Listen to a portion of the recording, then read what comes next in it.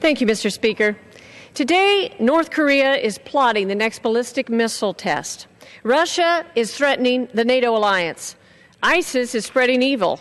And China continues their expansion in the South China Sea in defiance of the international community. Our military has never been in such high demand, and yet our readiness to confront these threats is at a dismal level. We must confront these challenges by ensuring our defense dollars maximize the military's readiness and lethality. That is why I'm offering an amendment to advance these goals by prohibiting taxpayer dollars from funding gender reassignment surgeries and related hormone therapy treatment for members of the military and their dependents. There are many problems with this policy, but funding transition surgeries with tax dollars is especially problematic because the surgery is very costly. Surgical recovery time decreases the deployability of our soldiers, and there's lack of medical consensus on the effectiveness of gender transition treatments. Funding transition surgeries means diverting money from other defense priorities. Surgical costs alone can top $1.3 billion over the next 10 years. These resources could fund 13 F-35 aircraft to fight near-peer adversaries like China and Russia, 14 F-18 Super Hornets to fight ISIS, or 8 KC-46 tankers needed for long-range strike missions to North Korea. Our spending priorities must match our threat mitigation priorities. We must have soldiers who can deploy if called upon. Military members undergoing transition surgery are non-deployable for up to 267 days. Similarly, regular hormone treatments renders individuals non-deployable into the future. It makes no sense to create soldiers who are unable to fight and win our nation's wars, and it is unfair to non-transitioned individuals who must leave their families and deploy in their place. For all these reasons, Mr. Speaker, I offer this amendment as a responsible member of the House Armed Services Committee who has studied the threats and heard from each service member about the need for increased funding and readiness. Prohibiting funding for transition surgery is the right policy for our military, our budget, and it's the right policy for the American taxpayer. So I ask my colleagues to support this amendment, and I reserve the balance of my time. The gentlelady reserves. For what purpose does the gentleman from Washington seek recognition? Claim the time in opposition. The gentleman is recognized for 5 minutes in opposition. Actually, I yield myself 1 minute, if I may. The gentleman is recognized for 1 minute. Thank you. This amendment goes backwards in an area where we've gone forward. We have, for a long time, had people serving in the military who... And I'm sorry. Oh. Can I go over... I'll go over this one, if that's okay. I think this is right here. I can get around you. That's just a little low for me to get down to here.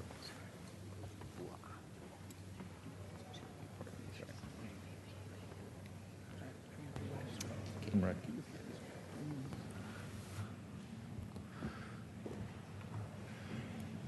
Sorry about that. The gentleman from Washington is recognized now for 1 minute. Thank you. This amendment takes us in the wrong direction. For years, we've had people serving in the military who are openly gay, lesbian, and transgender. And they have served and served this country well. For a lot of years, we did not allow them to do so openly. We finally repealed that for lesbians and gays. And now, just last year, we had the Department of Defense say we're going to do the same thing for transgender. So the people who have been fighting and protecting our country will be allowed to do so openly. It does not harm readiness at all. These people have served in the military, served it honorably, and served it well. As far as the costs, the military pays for people who have addictions, who have alcoholism, who smoke. They pay for a lot of things that are contained within the military. This amendment would target one specific group, and very unfairly, and most unfairly, it wouldn't just, first of all, target transgender surgery. It would target some of the hormone drugs, which cost like $100 a year, cost absolutely virtually nothing to the military. But most importantly, this wouldn't just impact transgender. I yield myself an additional 30 seconds. This wouldn't just impact transgender people who are serving. It would impact their children. If you're serving in the military and you happen to have a child who is transgender, you would now be cut off from this military service. All these other things, alcoholism, drug addiction, smoking, all manner of different problems would be served, but transgender people would be targeted to not be allowed to provide health care for their children. This isn't going to help readiness. This is a social agenda that has no business being in the defense bill. We didn't have it in committee. We shouldn't have it here on the floor. Let's focus on the threats that Ms. Hartzler talked about, not make this into a social agenda based on the ignorance of what transgender truly is. I reserve the balance of my time. Gentleman reserves the balance of the time. The gentlelady from Missouri is recognized. I yield myself 30 seconds. Gentleman's recognized. Gentlelady's recognized. 30 seconds. Yeah. First of all, this does not preclude service by transgenders. This simply says that we are not going to, as taxpayers, pay for this surgery.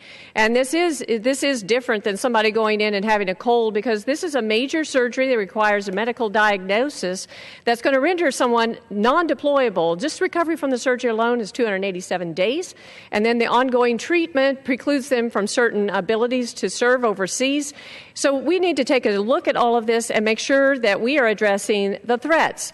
And we are spending every dollar that we can to go after the threats. And so I now would like to yield 1 minute to Army National Guard Brigadier General Scott Perry. Gentleman from Pennsylvania is recognized for 1 minute. Well, I thank Ms. Hartzler, my good friend, for offering this amendment. Mr. Speaker, we're $20 trillion in debt. Taxpayers, by my figures, are projected to pay $3.7 billion over the next 10 years for sex reassignment surgery and hormone therapy for those in the military that wish to transition from one sex to another. The total cost includes the manpower lost while the individual transitions, which can take up to a year or longer depending on complications. Sex reassignment patients also require specialized medicine following the procedure, and I find that interesting in the face of, I just had a young gentleman come to my office who wants to serve, but he can't serve because he's got a peanut allergy, right? He can't go downrange because we can't have the medicine downrange, and that doesn't cost the taxpayers anything, but we're going to spend $3.7 billion over the next 10 years on sex reassignment surgery as opposed to buying aircraft and body armor and the things that warfighters need to be successful in defending the nation. It's really just a priority issue. With limited defense resources and current state of our armed forces, we must prioritize increasing our strength and readiness. Thank you. I yield back. Gentleman, time expired. Gentlelady from Missouri reserves. Gentleman from Washington. There is no study whatsoever that shows this is going to cost $3.7 billion, and this amendment is not just about transgender surgery. It's about any treatment. Let's keep that in mind. And with that, I yield 1 minute to the distinguished Minority Leader, Ms. Pelosi from California. The gentleman from California is recognized for 1 minute. Thank you very much, Mr. Speaker. I thank the gentleman for yielding, and I thank him for his extraordinary leadership as our ranking member on the Armed Services Committee. I thank him for his leadership in trying to help define what our security mission is so that we have the resources that are necessary to honor our oath of office, to protect and defend. And to Mr. Thornberry as well, thank you for your leadership in the defense of our country. The bipartisanship in defending our country is something that we value, and any interference with that is unfortunate. It takes a special kind of person, my colleagues, who steps forward to serve in the U.S. military. They are men and women of courage, of strength, and of patriotism who shoulder the burden of defending our liberty so that the rest of us can live in security and freedom.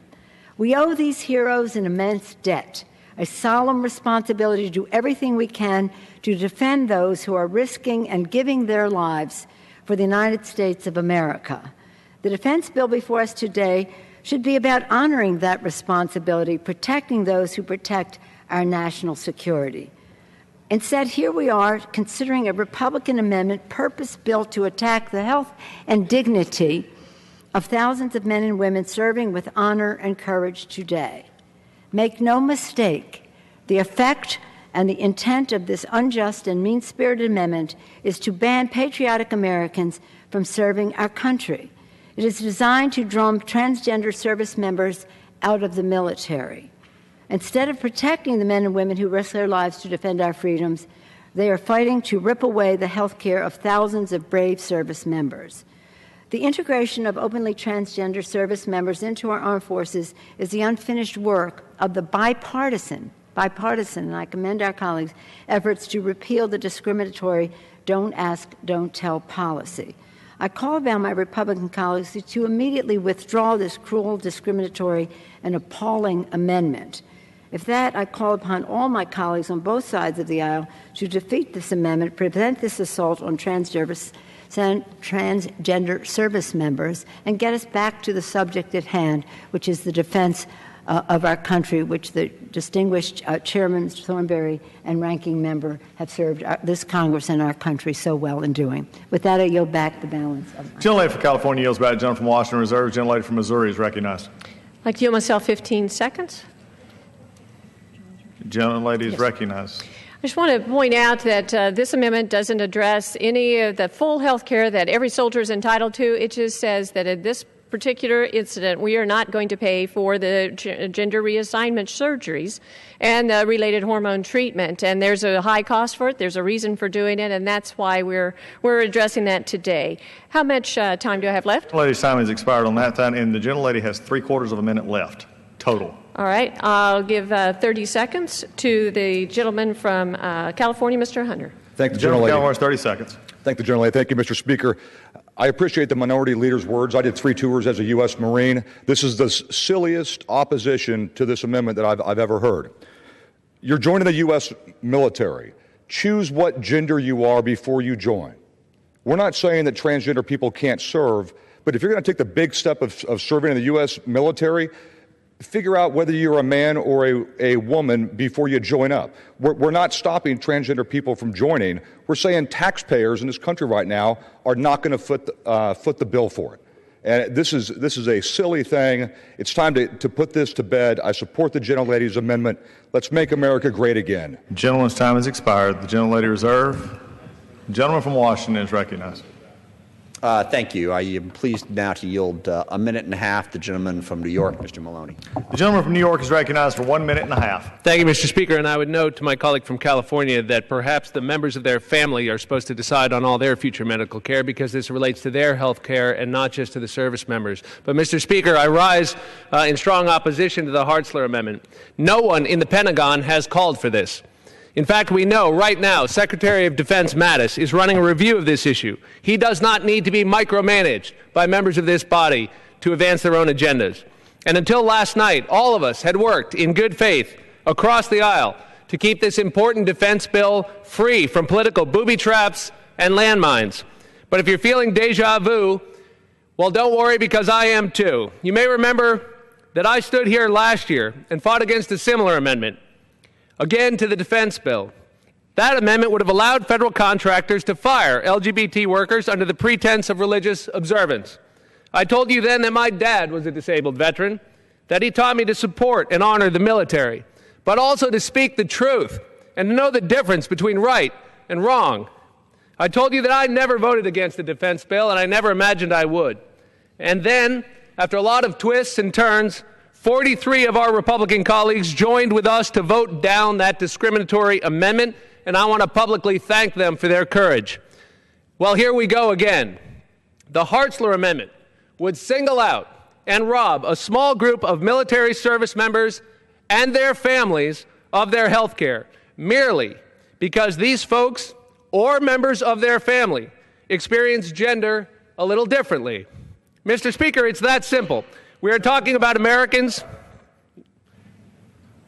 We are talking about Americans who right now risk their lives to keep us safe, Mr. Speaker. And we should not undermine their military service. Gentleman's time has expired. Gentleman from Washington reserves. Both sides. The gentleman from Missouri has 15 seconds. The gentleman from Washington has 3/4 of a minute. Gentlelady from Missouri. I reserve. Gentlelady from Missouri. Washington. I yield the balance of the time to the distinguished minority whip, Mr. Hoyer from Maryland. I'll use the time wisely. Gentleman from Maryland is recognized for 3/4 of a minute. This amendment is not about defense. This amendment is about politics. And I congratulate the chairman for urging this amendment not be added to the bill in committee. We ought to defeat this amendment.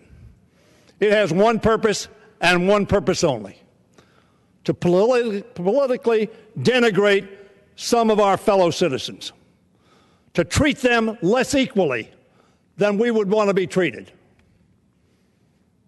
Let us not do that. Let us not sink to that level. We're better than that. We're representative of all of the people.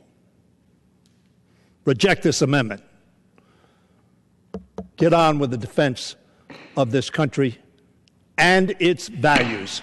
I yield back the balance of my time. The gentleman's time has expired. The gentleman from Washington yields back. The gentlelady from Missouri is recognized for 15 seconds. Mr. Speaker, this is about addressing Korea, Russia, ISIS.